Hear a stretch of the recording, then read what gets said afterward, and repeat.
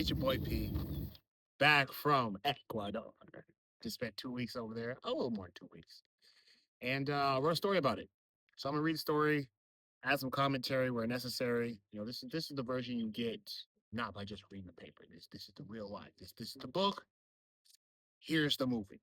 So without further ado, let's get into it. First off, some context. I went to a plant medicine retreat called Gaia Sagrada. Shout out to them, man. They're amazing, great people, great vibes, great food. Shout out to Carol. Um, yeah, incredible place. Couldn't recommend it more. This is my second time going, um, and yeah, we'll get right into it. So, title of this is Gaia Sagrada Part Two. So the first day, day one. Um, Friday was a travel and Olympia cleansing day or spiritual cleansing. The travel and organizational responsibility felt manageable and was high energy. Unfortunately, that type of high energy is counterintuitive to opening my heart, calming my mind, and clearing space for the medicine. I didn't realize how much impact this was having until my cleansing ceremony. After the rapé, for those of you that don't know, rapé is like powdered tobacco that they, put in their hand and they into your nose, both nostrils, and hit you right here immediately. Incredible medicine. But yeah, that's rapé.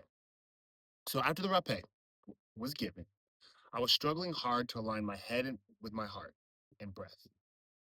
It felt like trying to balance three spinning bowling pins on top of each other. I was dealing with my friend canceling, trying to find a way to move flights around to extend my aunt's stay, and being expected to lead the group on this retreat. The shamana Eileen, wonderful lady, said that I was carrying a lot in my head and I needed to let go and be present in the present. She told me to connect with Mother Earth and this place. And having experienced this retreat before and the medicines, I understand how important it is to let go, surrender, and connect, like Eileen was saying. I need to let go of the steering wheel before I'm forced to by the medicine on Sunday. This was written on Friday. My heart needs to open, my walls need to be down, my mind needs to be free, and my soul needs to be light.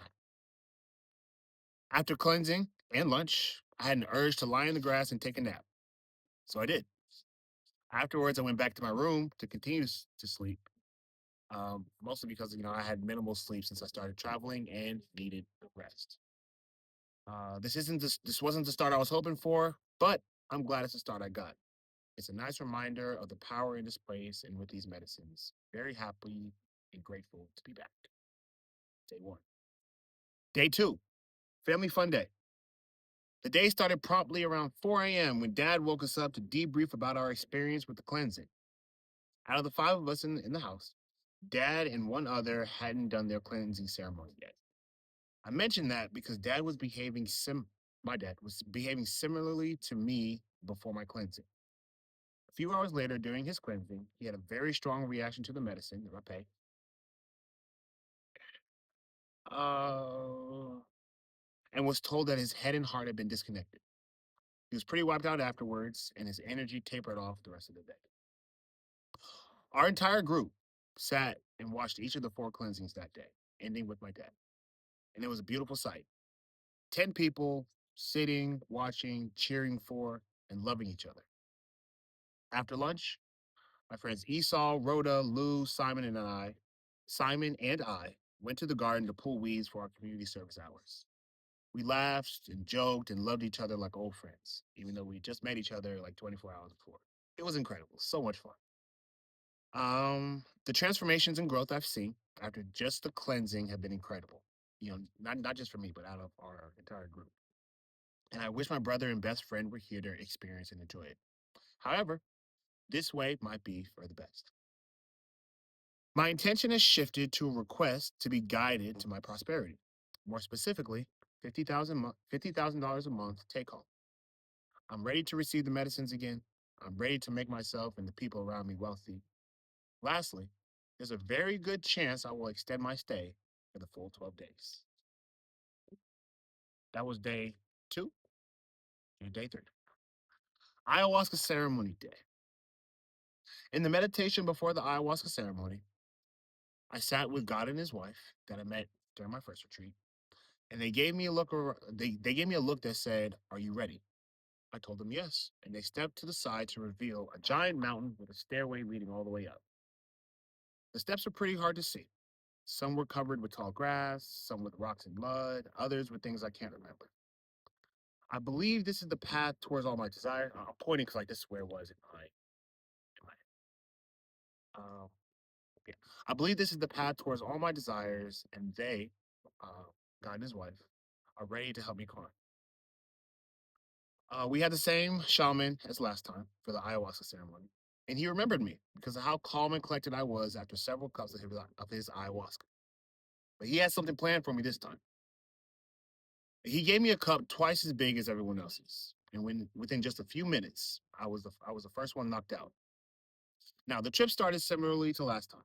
I could feel the medicine start to work its way through my body, and since I wasn't purging, throwing up or backdoor, I thought I was fine. I had my eyes closed for what felt like about an hour and a half, but who really knows? And I started seeing patterns, and I could feel myself, like my soul, moving around in my body. Right, my body wasn't moving, but like my soul was. See? Then I started to feel myself getting pulled upwards out of my body. I let it happen, and the next thing I knew, I was snatched into a tube that was bringing me up and up and up and up. The patterns around the tube changed intermittently, and during a period of complete darkness, I looked down and uh, saw a place with a white background where I came from fade to a white dot like a distant star. I started to realize that I had no idea how far I'd come, or how much further I had to go. Kind of like a child in the backseat of a car during a family road trip. I'm just like, okay, I'm here for the ride. So like a kid, I decided to mess around during the journey. I figured out how to fly pretty quickly and started zipping around the tube. Eventually, I wanted to see what it was like outside the tube, so I poked my head out and was immediately forced downward by what felt like 50 times Earth gravity. I struggled back to the tube and then continued my journey upwards. A while later, I got a feeling like I needed to train outside of the tube to get stronger, like that strong gravity. Without hesitation, I let the tube again and flew upwards hard to keep pace with the platform I was riding on inside the tube. I trained for what felt like a while before returning to the tube and realizing how much easier it was to move around and how much more agility I had in my body. I started trying out flips and acrobatic landings with ease and success. I was basically Spider Man doing flips and landing like, oh, whoops, lost my spot. Uh, oh, yeah, I was having a blast. All this time I was still moving upwards. Shortly afterwards, I felt movement in the stomach of my real body. A purge was coming. I grabbed my bucket and started throwing up. I could feel the medicine moving through my body to remove all the junk. I remember, I remember the feeling of something in my foot getting dragged up through my body by the ayahuasca until it reached my throat and out into the bucket. After throwing up a bunch, I was just trying to hang on and survive the ceremony. I remember at some point towards the back half of the ceremony, feeling like I was cut and splayed open like an animal hung up being butchered. I was completely vulnerable and didn't even have the energy to try to cover myself up. Just had to lie there and accept that I wasn't in control at all. I remember feeling the medicine tear or break apart every piece of my identity. Everything that made me who I am was getting erased. I think this contributed to the feeling of vulnerability. I feel like a clean, dry erase board that hadn't been cleared in a very, very long time. And not sure how I feel about it. So that's day 3. Now moving on to day 4. The day after ayahuasca, I was forced to spend the night down at the ceremony Maloka. Well, the Maloka is a structure that has it's like open on all sides and has a roof and there's a fire in the middle. Maloka. Um, yeah, so I was forced to spend the night at the ceremony Maloka because by the time the ceremony was over, my body hadn't recovered enough to sit up, so walking was not even a consideration. By the time morning rolled around, I was at about 65%, which was enough to move around, but not much else. I typed up the ceremony report from last night, ate a bit of breakfast, and then made my way to bed. I didn't bother trying to process and understand what happened the night before because I know this is a process. And like a TV show, you have to watch all the episodes to get the full understanding. I trust the medicines to paint the full picture before it's time to leave. I'm able to stay the full 12 days and attend all the ceremonies, which is an incredible blessing. It was absolutely wonderful. I am so grateful that that happened. But we'll keep on. Stay tuned. It's wild how things worked out because I wasn't supposed to quit my job until the end of the summer, and my ticket on American Airlines is very flexible. So now I have all the time in the world to get the most out of this retreat and more if I decide to stay in Ecuador and adventure or meet with one of the shamans for a private ceremony. I love the life and love the Africans are carrying with them. This group is incredible, and I'm really looking forward to moving over there to work and play together. We ended the night with a dance party with Christine, the founder of Gaia Sagrada, the retreat center, and it made me so happy that she remembered me and was looking forward to our time together in the San Pedro ceremony tomorrow. And that's what we'll stop for today. So that was day 4, day 5. The San Pedro ceremony, day 5. The way this ceremony works is we drink the medicine, the San Pedro. Then we sit across the fire from Christine Breeze, the founder of Gaia Sagrada and the University of Metaphysical Science, and answer the questions: how did you lose your power? Or where are you giving your power away? How are you taking it back? And how are you going to keep it? I went first and threw Christine a softball problem, saying I was giving my power away to jump through. I wasn't really ready to tackle my vulnerability issue, which is something I've been working on prior to the retreat. After the ceremony, when I was still plenty high on the medicine, I lay in bed and broke down the issue. About 10 years ago in high school, I was wearing my heart on my sleeve. I would I would give it openly to anyone and wasn't too afraid of it getting hurt because no one ever really got close enough to do real damage until my senior year. I was in a typical young and dumb high school relationship when I got cheated on. I felt exposed, hurt, and never wanted to leave myself open like that again. I learned how to experience the world from a copy of my heart in my mind, sort of like the Mona Lisa that's on display. Right? It's not the real thing. Just in case some knucklehead wants to come in and throw some coffee in it, it's not the real thing that they're destroying. Um, the core of the issue is that I'm guarding my heart. I can't feel it myself, let alone give it to someone like my wife or children when they come. I didn't want to take the chance of Christine being able to break my walls down because I don't believe I'm ready to handle what comes afterwards. I may not get another chance during this retreat to have my walls lowered so much, and a chance for someone full of so much spiritual power and love willing to help me. If not, I guess I'll wait for the next retreat. Pretty short and simple. That was day 5. On to day 6, or 6, or 6, or 6, or 6. All right, day 6, Changa ceremony. Wow, the power in these medicines is incredible. I think I felt death and for a while couldn't remember who I was, where I was, or what I was doing. It was just, I was just existing in the most powerful river of energy. I danced with my heart and it showed itself to me. It let me feel its power and strength. I didn't understand it, but I could feel it. It just wants to give its energy to everything it touches. It's like a power strip with lots of connectors, and it's plugged into the most powerful energy source, which is love. Think about that. Or paraphrasing, I got to feel the power. It's almost like Thanos with the Infinity Gauntlet. Like he put it on, he's like, oh, there's just so much power. It's like that's what I was feeling in my heart. It's like, wow, like there's so much power in this, and it's connected to even more power. And I'm just like, oh wow, like this is what I've been missing. A little sneak peek, but you know. That's my little side tip. It's what you can't do if you just read this. The shamana said, her name was Satya. She said, any investment in something that brings you joy is a good investment. Everyone here wants to feel love, and we have a lot of love to give. So give it. I think that applies to anybody. Like, we all want love. We all have love. So let's give love.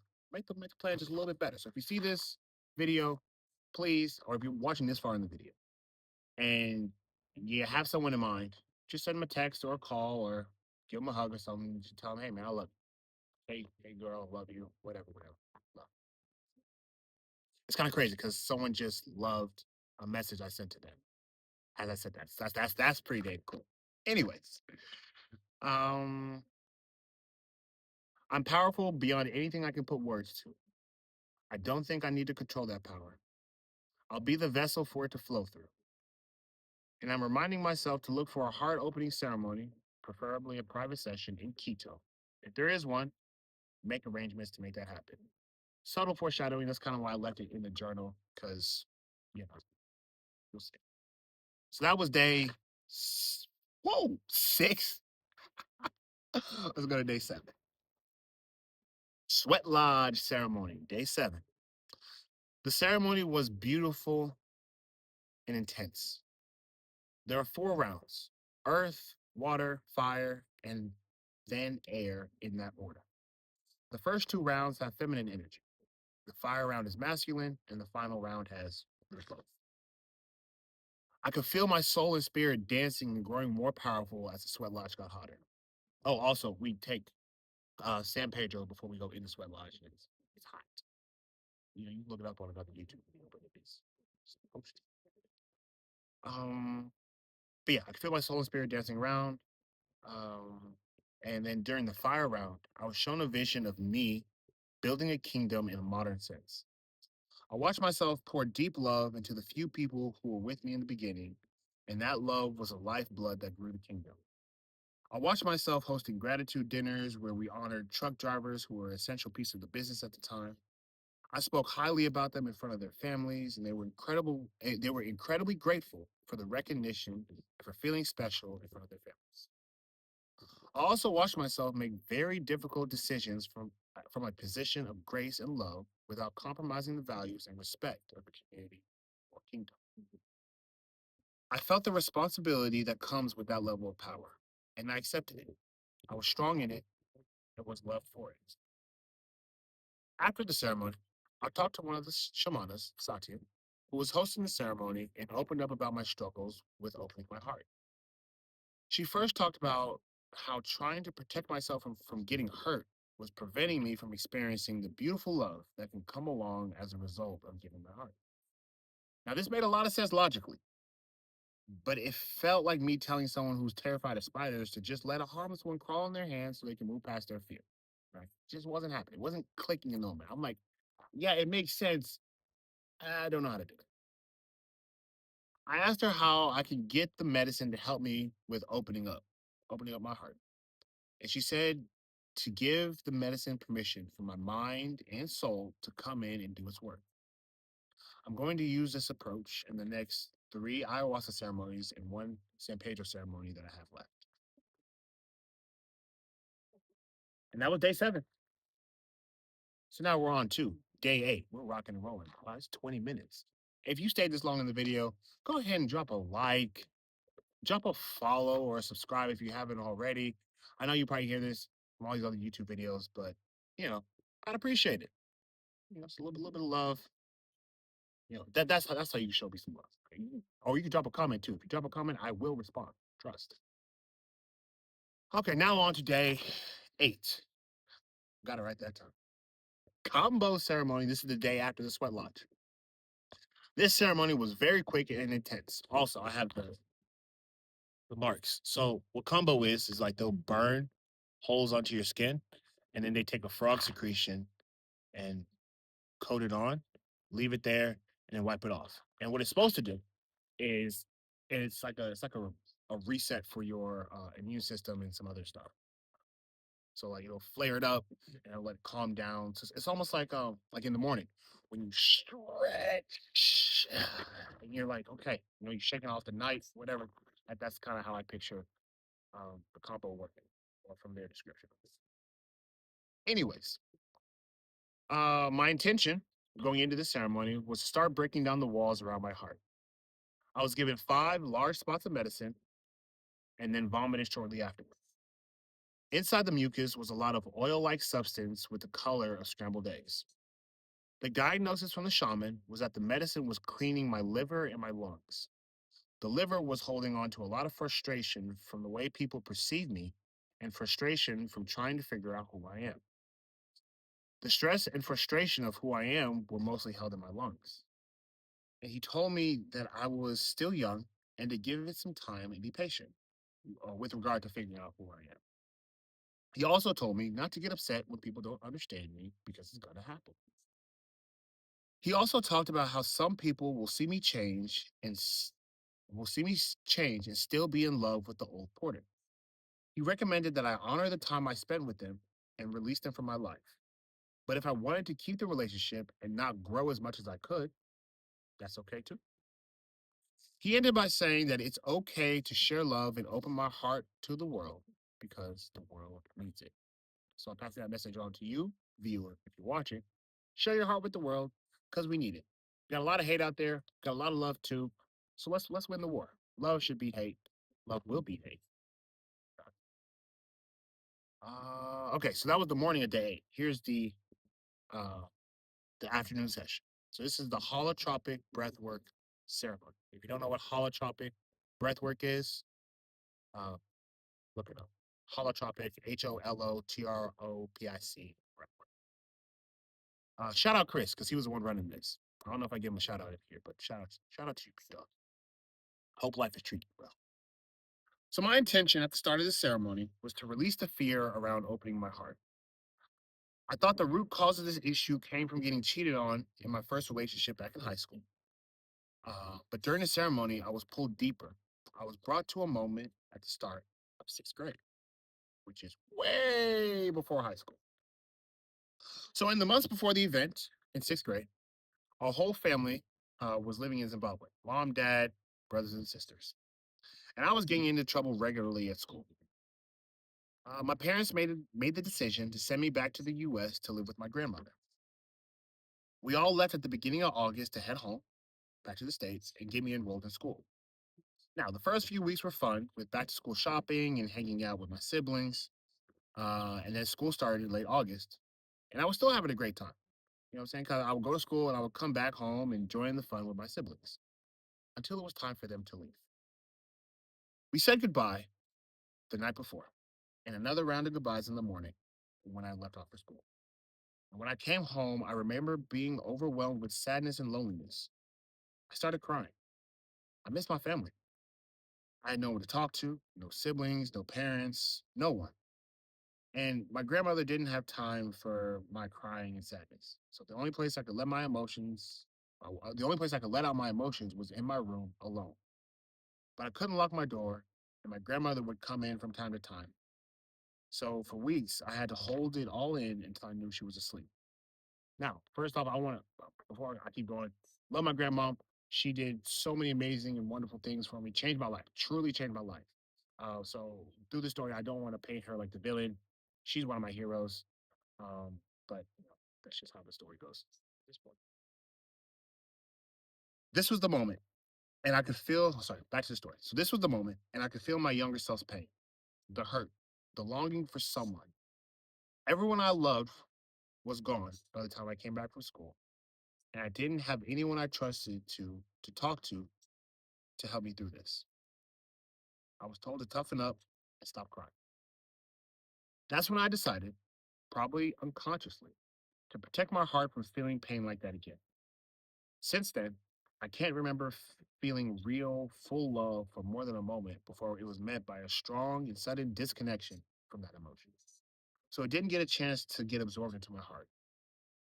Because of this, I've learned what to say and the proper facial expressions to use when someone is giving me love and need to feel it reciprocated without having to give them back the real emotion.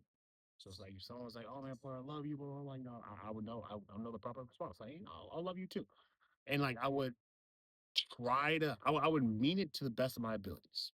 So I'm not, like, oh, love you too. I see people secretly being like, I really don't. I tried, but I could tell that it wasn't real, and I just didn't have anything real to give. But that's besides the point. Oh, that is the point. Anyways, we'll keep on going. Um, and yeah, so this was even with family. So like imagine not responding with "I love you too" and a smile to your mom, dad, siblings, girlfriend, etc. when they say it first, especially without the words to explain why I don't feel that same emotion. So it's just simple. I love you too.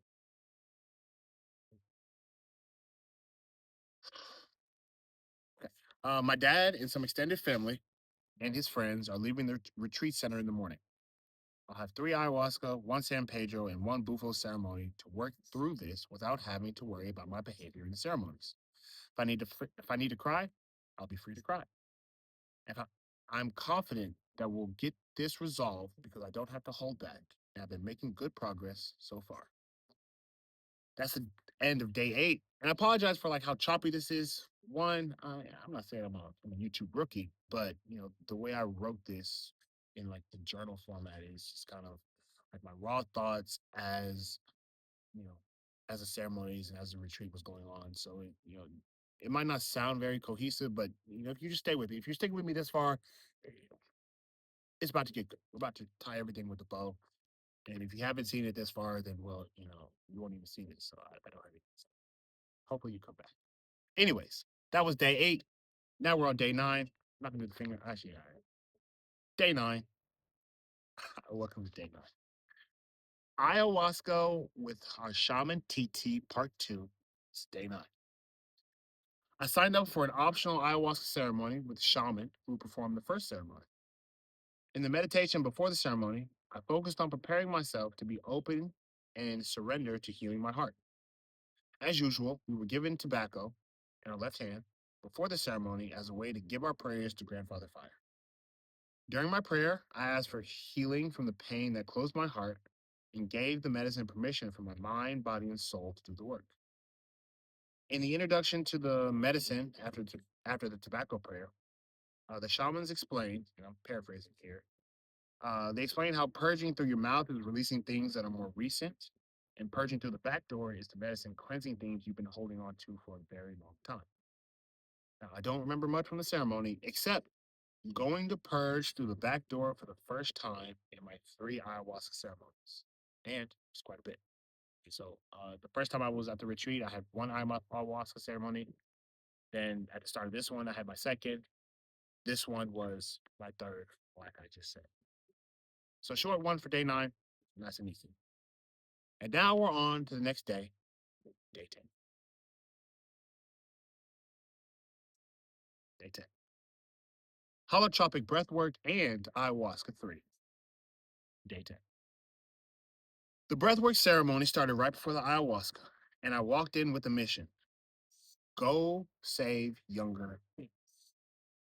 During the breathwork, I worked my way into my room on a night soon after my family left. So this is back in 6th grade. Like me now was back with me in sixth grade in my room. On the night on a night soon after my family left. I could feel the hurt inside of him that needed to come out. He didn't notice me until I lay in bed next to him, and it took a while for him to embrace me. And when he did, he asked me to guard the door so he could cry. I went by the door and made sure our grandmother didn't come in. 2 times, I watched her start making her way towards the door and then change course. I'm not sure how, but I was able to move through the door and keep her away without spooking her. While younger me was sobbing, I could feel the room flood with the pain and sadness that he had been carrying inside until he was finished. He thanked me afterwards and we hugged. I told him that I would I told him that I would be back to get him later, and that was the end of the breathwork ceremony. Great ceremony. Shout out Chris, man. Did your thing. Side note, by the end of the breath work, I felt so much energy flowing through my body that my hands and feet were numb. Like if you do this correctly, man, you are gonna feel some juice. Anyways, the ayahuasca ceremony started about 45 minutes after the breathwork ended. The ceremony started with introductions by the shamans, these different group of shamans, and a prayer before we were given tobacco to pray our personal intentions to and toss into the fire. So we pray to the tobacco, toss it into the fire, and that's the way that we get our prayers out to spirits. Mine was simple and clear. Go rescue younger me. In hindsight, I didn't really know what rescue meant, but it didn't matter at the time. Right? I had my man. I knew I might not have the right words, but I knew what I was going there to do. I needed to get younger me. Get him. Carry around. He wasn't a big dude. He was kind of big. He was like 5'10". Um, yeah, we were given the medicine, and the show was on. Right. The ceremony was hosted, and the medicine was prepared by a different shaman than the previous two times I'd taken previous three times I'd taken ayahuasca. This medicine took longer to come on and was a bit more gentle. And for a while, I was wondering if I needed more medicine.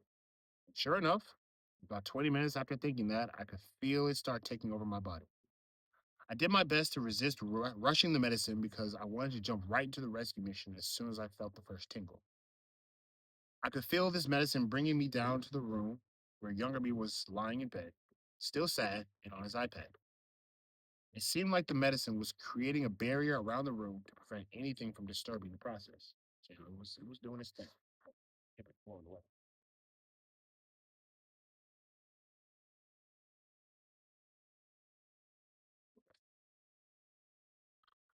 The details of the next few hours are blurry, but around the time the female shamana started singing, and one of the other shamans started playing the singing bowl over each of us, I felt younger me opening up and letting go of the pain. He came into my arms and said, "Thank you, big brother." And I replied, "No worries. I got you, and I always will." I could feel the walls around my heart start to collapse. And for the first time in a long time, my heart was open. I could feel his energy and love start to flow around my body, and it felt like drinking a cup of hot chocolate after freezing outside forever. Now, my people in the South or in warmer climates, you might not get that reference, but people up north where it gets real cold and you come inside, you drink that, oh, you just feel the warmth just kind of flow through your body. Oh, for my hot climate people, that's like drinking a nice cold glass of water after you've been outside all day. You just feel it just move through your body. It's beautiful. So there you go, some for everybody. And if you can't relate to either of those, I'm sorry. Just kind of think about it. I was inside my body, holding younger me over my shoulder as we celebrated our accomplishment. I opened my eyes, sat up, and stared into the fire. I could feel a subtle change, but nothing drastic like Hollywood would make you believe a moment like this would be like. I started to realize that being able to love and learning to love again were two different beasts, but the first one had been slain.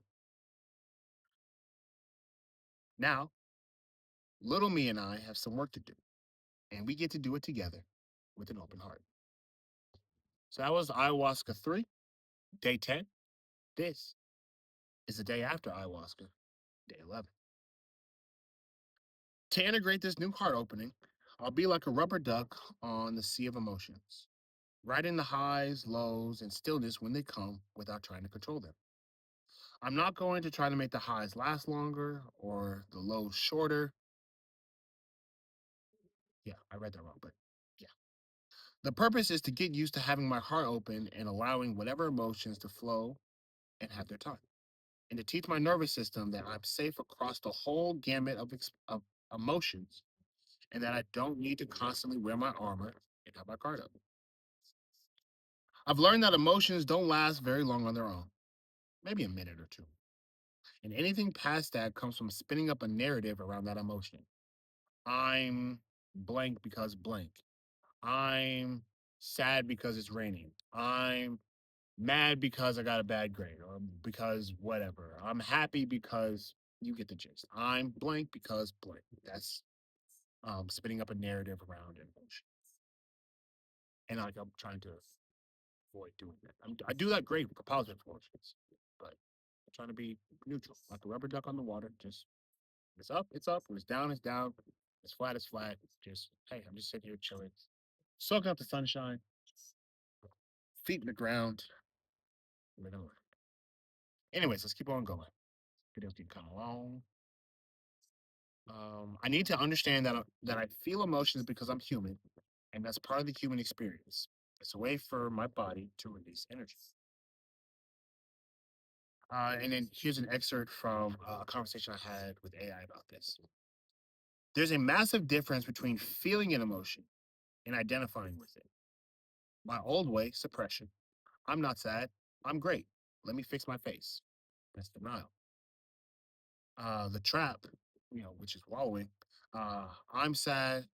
Life is sad. I'm a sad person, and that's identifying with the emotion. The best way, being vulnerable and integrating what I've been learning so far, is right now. Sadness is moving through my body. Feel it in my chest. It's heavy, but I'm big enough to let it pass. Right. So I'm experiencing the emotion, acknowledging it, holding firm, and then letting it go through. Kind of like a car in the drive-through. It comes in, boom, you recognize it, and then it flows away. You're back to baseline. Or- That's probably clear as mud, but embracing an emotion simply means acknowledging its physical reality without trying to edit it. You let it hit the radar, you breathe into it for 90 seconds, and you let it exit cleanly. It's easier said than done, but I'm sure, like anything new, I'll get better at it the more I work on it. So that is my after ayahuasca report for day 11. Here comes day 12. I hope you weren't like just like blankly staring at the screen. That'll be a jump scare. Anyways, San Pedro ceremony number two. Three technically if you count the San Pedro from the Sweat Lodge. This day 12. This ceremony was incredible. I know I've said that about the other ceremonies, and it's true. But this one was also special. In the first half, in the first half, we spent time walking in nature and connecting to the frequency of Mother Earth in our hearts. Little me was so happy, dancing and playing around. We got to hug a tree, and I felt so grounded and connected to it. I could feel how deep the roots went in the ground and the energy constantly flowing through it.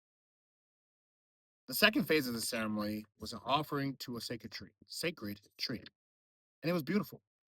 Also, I forgot to mention earlier that this medicine was very strong and good.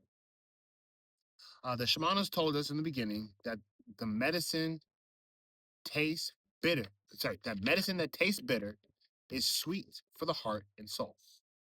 This medicine was very bitter. And people were drinking it and like eating a little banana to try to wash the taste out. All of our faces were twisted up. It was very bitter, but sweet for the heart. Um, we were all making faces. And when it was a shamana's turn to drink, she drank it, said, "Oh my God, I understand your faces now. This is really good medicine." We all laughed, and it was a good moment. I wanted to share it. After the offering at the tree, she opened a final round of medicine, which I happily accepted. So it's my second cup during the ceremony. After the medicine was served, it came time for the masculine portion of the ceremony, which was called the power prayer. The first two parts were feminine, with the walk in nature and then the offering at the sacred tree. The third round was the third round was a time for us to sit in front of the fire, pray for what we want, and it will come true. But we had to pray out loud. And like everyone that was in the ceremony is sitting like right here and they can hear you. And that's kind of the point. I went second, and when I sat in front of the fire, I took two deep breaths and then prayed from the heart. I can't remember a time. I hope y'all can't hear that. I can't remember a time when I spoke so genuinely and unfiltered from the heart like that. I opened with gratitude for the beautiful ceremony and then got right into praying for the strength to make dreams come true for the people around me. My grandparents can't make their dreams come true anymore, nor can my parents, but I can and will for them. I continue to pray for the strength to pour into and make dreams come true for more than just my family. I prayed to help fathers put food on the table for their families, to give mothers an opportunity to spend more time and give more love to their kids because they don't have to work so much. I prayed to be able to help kids be kids and chase their dreams because they can, instead of having to go to work early to provide for their families. I felt and meant all of this and could feel the power of my heart and the power of love inside it. I'm ready to be a force for good and love in this world, for the people around me and for the people I love. The ceremony ended in the feminine energy with a prayer and a connection with water. After the ceremony, I talked with the shamana and she was super excited that I'm going to do bufo with her shamana and great friend, Satya. She told me that I'm ready. I have a big heart and to completely surrender to the medicine because I'm in great hands. The other shaman told me that while I was doing my prayer in the fire, he saw me as a warrior with white face paint and said that I had the energy of a rhino. Cool. Rhinos are pretty tough. Once again, it was a beautiful ceremony, and I'm not sure if I'll do the extra ayahuasca tomorrow. I want to save my strength and mental clarity for the bufo the following day. What a time. I've been living so much in the present, and I'm very grateful to have been writing all this down when it happens or shortly afterwards. Because I'm having trouble even right now to remember fully what happened in the past ceremonies. I feel the compounding benefits and it feels amazing. I'm filled with purpose and power, and it feels amazing. I probably said amazing 8 different times during that paragraph, but it's true. I was on cloud 15. So that was day 12. Here's day 13. When I woke up, I had no intention of attending the final ceremony. I feel like I've gotten everything I needed and more. When I mentioned to one of the staff members, she said, "There's always more for the medicine to show us." She made a good point. I remember one of the other shamans talking about how sometimes the purpose of the ceremony is just to enjoy the medicine. So I'll be going into the ceremony with a clear mind, an open heart, and ready for whatever the medicine has in store for me. Later that day is my last ayahuasca ceremony. I was given some inspiration and insight for how to write this story. For how to write the story of this retreat, and was shown glimpses of my wife. She's very tall. Outside of that, I don't remember. The medicine was very gentle, and I felt like I was asleep and dreaming most of the time while the medicine was doing whatever it needed to do inside of my body and soul. One ceremony left, and it's the big dance with Bufo. So that was day 14. Now we're getting into day 15, and we're almost done with the story. Day 15, the Bufo ceremony. This one was the big ticket, and it lived up to every bit of the hype. This was a private ceremony with my shamana Satya, the same lady who led the Changa ceremony and helped with the sweat lodge. She started by encouraging me to surrender to the medicine and not to be afraid of an ego death. She said that often a strong ego will do whatever it can to hold on. Sometimes by making you feel like you're actually going to die. She said if that happens, just die. You'll be okay. It's good for you. It's a wild sentence to hear, but I knew what she meant and I felt it and I was ready. I was ready to go, and she opened the ceremony with a prayer with tobacco. This was a private ceremony. Because this was a private ceremony, she passed me the tobacco and let me say a few words of gratitude and say a prayer for my intention. Then it was go time. She lit the medicine. I started to inhale and inhale and inhale until the smoke was gone. Next thing I knew, I was in a white space filled with euphoria. Not long afterwards, I was in a panic. I remember being on my knees, staring at Satya, thinking I had been drugged, that all my stuff was gone, including my phone and passport, and now I would be stuck in Ecuador forever, and that this was exactly what my dad had warned me about, and that I had been played. It felt like all my hopes and dreams had vanished in an instant. Then I looked at Satya. and she was smiling and filling me with love. In that moment, I didn't care about my hopes and dreams. I felt her holding and singing to me, and just melted in a wave of unconditional love as strong as the herd of 1,000 horses. It was beautiful. I could feel my heart exploding with something I can't remember feeling and accepting before in my life. I started to get flashes of previous girlfriends, parents, and others who were desperately trying to give me love like this, and it clicked for me. This is what unconditional love felt like. And even more importantly, I got to feel how much I had inside to give. It was endless. When I came to, I gave Satya the biggest hug and could only say wow for a few moments. She had the biggest smile on her face and told me that this is the feeling I was having. Oh, sorry, that told me that the feeling I was having was generations in the making. She told me I finally understood it and that it usually takes people several Bufo ceremonies to have an experience like I just had. I told her that I didn't know what to do and I could do anything and nothing because I understood what love was. I thanked her so many times and told her about the moment of panic I had, and she told me that that was an ego death, and I handled it so great. Little extra context I didn't write down. Like, she saw me experience that ego death, and and I can only imagine what that was like from her perspective. Because like I was like I didn't have the strength or mobility or anything to do anything about it, but that moment of feeling like, man, I'm in a different country. I lost my passport, all my money, my phone, and I'm just out here. They speak Spanish, I don't. I'm like that moment of pain, like that's a real fear that I didn't think I have or whatever. But yeah. Anyways, I don't know where I was going with that. You can ignore it.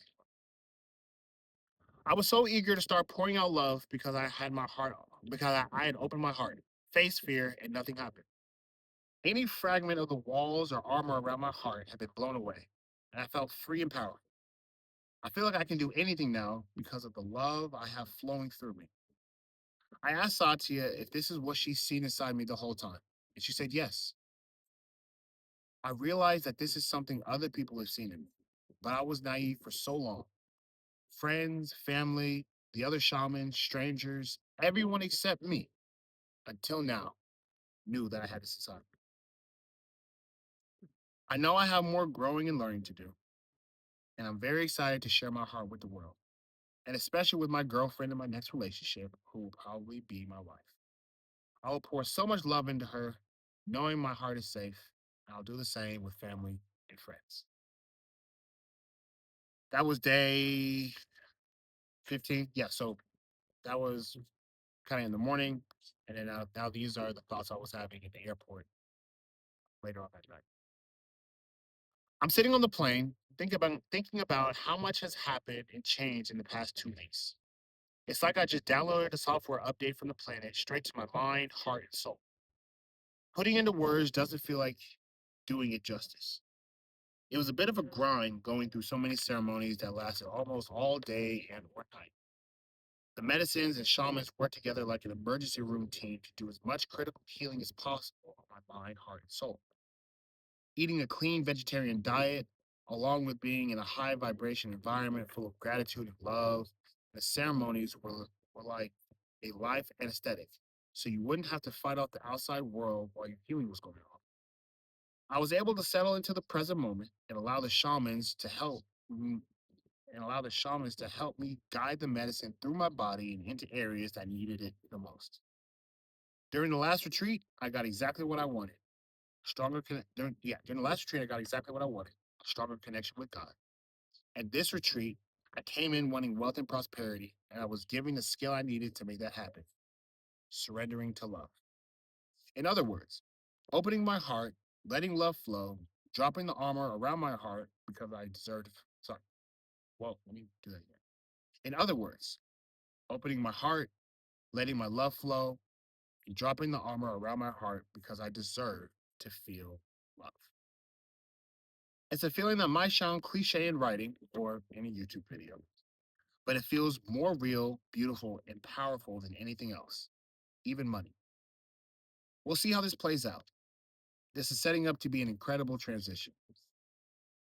I'm also thinking about how things played out at my job, which prompted me to quit before the retreat, which gave me the freedom to extend my stay, get the extra ceremonies, everything after combo, including the bufo, and experience this kind of breakthrough. My shaman my shaman during the whoa. My shaman during the bufo introduction conversation mentioned something about the medicines calling you and making things happen when it's your time. She also talked about how she's seen the medicine cause rain, close roads, and mess with flights to prevent someone from coming if it wasn't their time. I have a strong feeling that all this was to prepare me for monumental success in Zambia. This last little bit came from 30 minutes later. I think one of the big things holding my performance and capability back was not having something bigger than myself pulling me to achieve. Now I feel like I do. I want to make people's dreams come true. Big money is a byproduct of that service, but more importantly, I'll be filling my heart.